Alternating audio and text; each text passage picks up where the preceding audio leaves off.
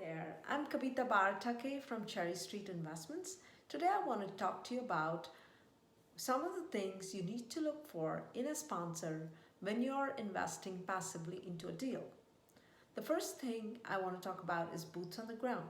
It's really important that the sponsor have boots on the ground or someone on the sponsorship team that lives close to the property or stays in the same city that the property is in. Why is this important?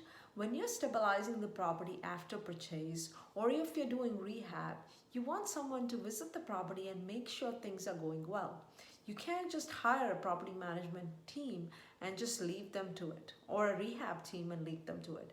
You want to make sure that things are going the way you plan. So it's very important that someone be on the property as often as possible.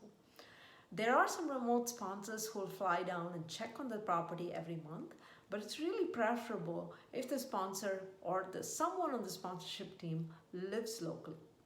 So they can check on it weekly and you don't have to wait for monthly. So that's really important. The second one is experience and track record. Again, needless to say, you don't want to give your money away to someone who's never done this before. So you want to make sure that they're experienced and they have a track record to prove it. What have they done in terms of deals before? Similar deals, right? Like what have they delivered to the investors? Are there other investments overperforming, underperforming, or at least meeting targets? Sure, a sponsor will have some things go wrong in a deal or two, but how many deals do they have going well? That's important too. The third thing we look for is communication. How does a sponsor seem to be when they communicate with you? Are they open to communicating with you often? Are they responsive to you? So that's really important because communication, you want to have great communication with the sponsor, not just before investing into a deal, but also when you hold on to the deal, that they tell you what's going on with the property. Most sponsors will send you email updates every month, and that's perfectly okay. But if you have any other questions, you want someone who's responsive to them, and that's important. The fourth thing I want to talk about is openness and transparency. It's important that the sponsor communicate often and communicate a lot to you and tell you exactly what's going on in the property, but it's also important that they be transparent in the communication and they be very open to your questions. I've seen a lot of experienced sponsors who just refuse to answer questions, and I don't understand that. Because it doesn't matter how many deals you have under your belt, you have to be open to questions. You don't want investors who don't ask any questions and simply put their money away.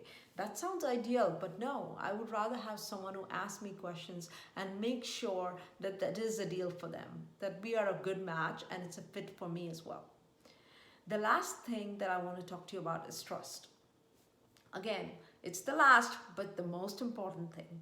If you can't trust someone with your money, as a passive, you're giving away control of the deal.